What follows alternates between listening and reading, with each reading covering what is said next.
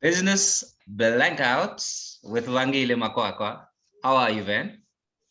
I'm fine, thanks, Vance. How are you? I'm very good. So you from Wealthy Money or created Wealthy Money, Yeah, um, which is a I'm the founder of platform, Company. yeah, which is a platform that helps individuals and coaches individuals in terms of personal finance and getting rid of debt, working off their debt. And you're also involved in the property space. So I just want to have a chat about that before we get into the actual quiz, the quizzing part, the blanking out part. So how does Wealthy Money work? What do you do exactly, and how's it been so far? So I help women of color heal ancestral money trauma so that they can fall in love with their bank accounts, increase their income, and live their best lives. And I work virtually. So I've been Okay. doing the virtual thing long before the pandemic. I've lived in since 2014, although I've been like living in various countries since 2005. Yes. But I started the company in 2015 officially. 2014 also I was dabbling, it was a side hustle. But since then, I've lived in over 10 different countries Oh wow. and visited way more. Oh So, wow. and now I'm back in South Africa for 6 months. I think that's a lovely record to have. That kind of traveling that you've done. And Yeah, I mean, like traveling. I've done more before 2014, Oh, right? lovely. That's when I'm like doing the Caribbean, and I just left you guys in Cape Town. I remember the Caribbean part. Like graduating from 2014, and it is nice actually. So the beauty of the company is that like it allows me to work virtually and to Yes. work with people from all different types of countries, which has been kind of fun because for some reason we also made headway into the Philippines. Yeah. I don't know how that has happened or why, but like I have a core audience in the Philippines. And I don't advertise. I haven't done webinars for the Philippine for the Filipino People market, just nothing. discovered you and loved what you do. And it's just I'm apparently growing in that market, and I'm just like, this is fascinating. Yes. So in terms of the coaching and helping people with a financial trauma, how's the success of that been? So seeing some of the success stories and people coming back to you to explain that this was their journey. How did you find that? That's been amazing. Well, I ran the Money Magic series, right? I Yes. had you as one of our random guests that was not a student. And in that series, I interviewed over 20 students already who have success stories. Yes. And I'm priming myself up to do the second season Nice. and interview another 12 for the season. I've got about 15 students planned Okay. for interview.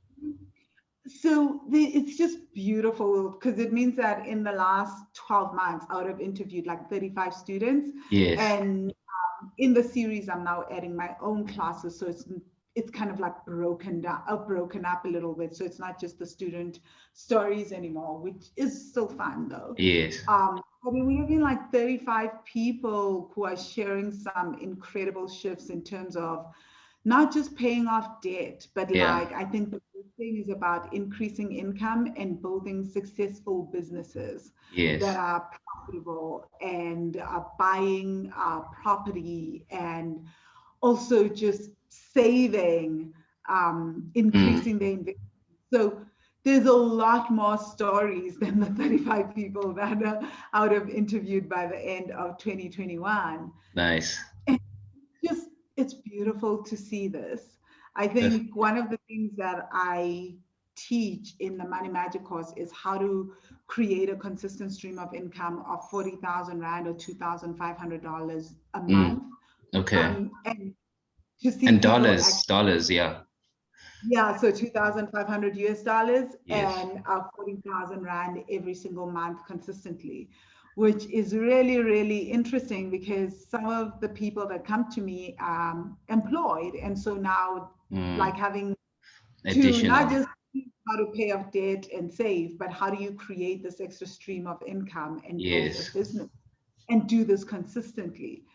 Nice. Ooh, that's a journey. Yeah, and it's a bit of a challenge. I can imagine the challenge there, because people Yeah. coming from different backgrounds with different skill sets, Yeah. and different And I don't environments too. coach coaches, right? Like I'm one of the few coaches that doesn't really coach other coaches. I coach Mm, ordinary individuals that are engineers, nurses, doctors, lawyers. And then I'm like, nice. let's create an extra stream of income. So these people come from like real like degrees. And I was like, Yes. how do you create an extra income from your baking passion and Yes. make it earn like 40,000 Rand extra a month or $2,500 extra a month?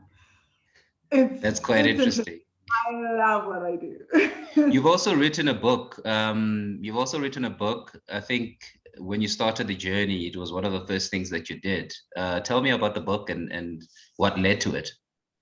Okay, so Heart, Mind, and Money. That's the name of the book, Using Yes. Emotional Intelligence for Financial Success. The book actually got published as a fluke. I always say, Oh, like, I never looked for a publisher. I never looked for an editor. I've never had an agent. I don't have oh, any of lovely. these things like Okay. writers have, right? But I started writing this book and sharing it with people, and people started share like a chapter every Yes. time I read the chapter. And honey, my sister, who's Yes. also she read like 10 chapters and she was like, we're gonna get this book Out published. there. Yeah.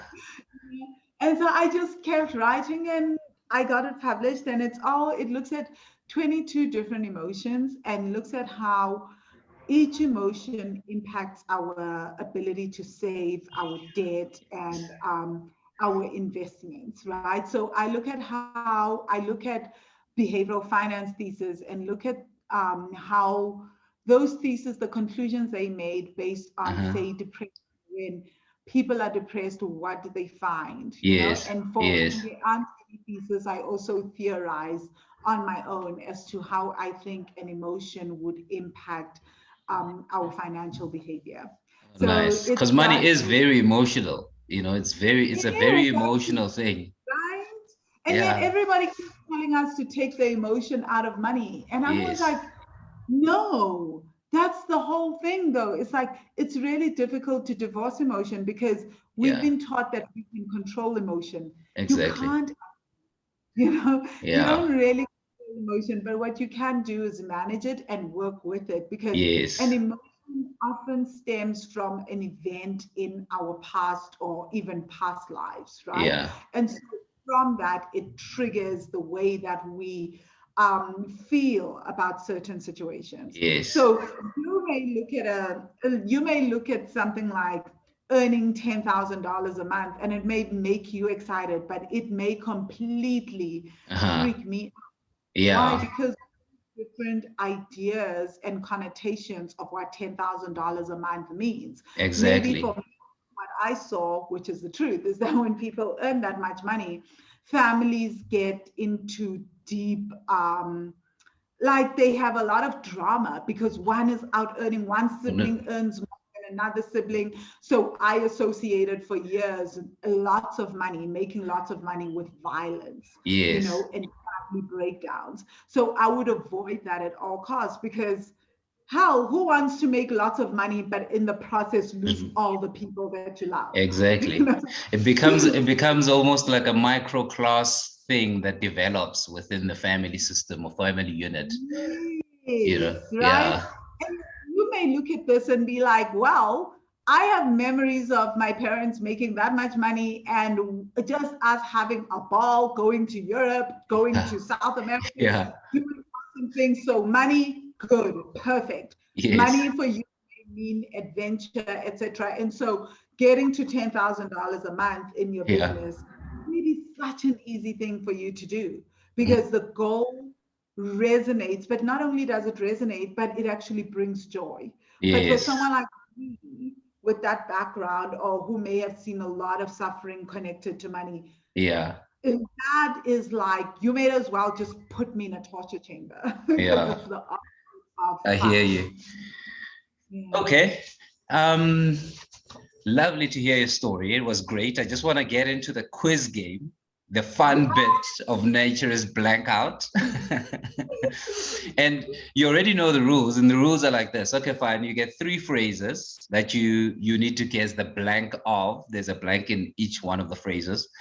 And if you guess 0 or 1, you get nothing. If you guess 2 out of 3, you get half of the grand prize. And if you get 3 out of 3, that's the grand prize, and that is 50 Rand. So let's say it's an expensive coffee. Let's put it that way. It's about $3 something in US. Oh my gosh, what a coffee. All right. So your first phrase is blank property. I'm gonna go with rental property. Rental property is interesting. Investment property. It's an interesting guess. But we're looking for immovable property. Oh my God. No freaking way. No way. I was never going to get that. Yeah. Immovable property is something you're very familiar with because you also in the property space and property nobody business. uses that phrase. This is so unfair. How big is your property portfolio out of interest? Not that big actually. I've only got 2 rental properties, and Yes. I won't say anymore, but it will be completely like way beefed up by the end of the year because we're working on a major property deal. But Nice. Lovely. Congratulations on the 2 properties. I mean, it's better than 1, it's better than nothing. And it's basically part of the journey to getting 3, 4, 5, and so forth. You know. Yeah, no, definitely. I'm very, very excited at the idea of getting more properties under my belt. That's Hundreds. exciting. All right. So the next one, transfer blank. Very random, Okay, just like the first one. It's either going to be transfer duties or transfer fees. Okay. Which one? Oh my God, how am I supposed to know? You're not giving me a context. Well, the context is we are dealing with property. They both had a property. Okay, I'm gonna go with transfer duties. Yay! Transfer duty, that's 1 out of 3. And it's important to know transfer duty not to be confused with transfer fees. Transfer duty is a tax which is levied on the value of the property for the transaction, the buying and selling transaction. And it's levied on the buyer. And transfer fees are also known as conveyancing fees, which are paid to the attorneys, which transfer the name of the property from one to the next. Hundreds. I mean, like it could have been either one of those because they both in property. Yeah. So I just had like this gut feel to go with transfer duty.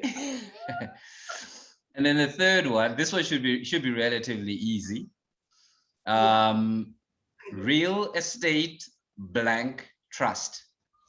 Real estate investment trust. Yeah. REIT. Real estate investment trust. So this is a REIT or REITs, and they're basically funds listed, or companies funds listed on a stock exchange. And these companies invest in rental properties of different kinds. So it could be commercial, it could be residential, etc., etc. Lovely. Oh, yeah. Can I just make put a clip in? Yes. Guys, also, apart from the Money Magic series podcast, which you guys can find on Podbean and soon on iTunes and Spotify, Yes. you guys can also check out the Property Magicians podcast on definitely iTunes, Spotify, and Podbean as well. So definitely. Nice. I love what you do on Property Magicians. The people that come through, you know, and the explaining the journeys and what they've done in property and how they're finding their property, investing in properties. It's a lovely platform that you have going there, you know. And as mentioned, you know, your two rental properties, let that grow. Yeah, no, definitely it's growing. It is in the process of growing as we speak. I'm super excited. I must also mention that the two of us, you and I, are both directors together at Public and Proper, which is an investment company that we're looking to get into global investments. So we will be running an IPO soon. Things are just a bit slow because of COVID times and some of the challenges we faced. But we intend to raise capital from the general public in terms of investing in equities. Lovely. I cannot wait. Hundreds. So that gives you 2 out of 3 in Nature is Blankout, and you get half of the grand prize. Well done. Thank you. Oh my God, I cannot believe the immovable property though. But thank you so much. Yeah, the Nature is Business Blankout is supposed to be a little bit tricky. Similar to Nature is Blankout, by the way. I keep on saying Nature is Blankout, some of the Business Blankout, and that's a sister quiz, and that has something different, completely different to do with business. But it's part of the lifestyle that I'm involved in. Which is naturism. It's a lovely lifestyle. But nonetheless, these quizzes are supposed to be tricky, and that's why you got immovable property there instead of what you would have thought.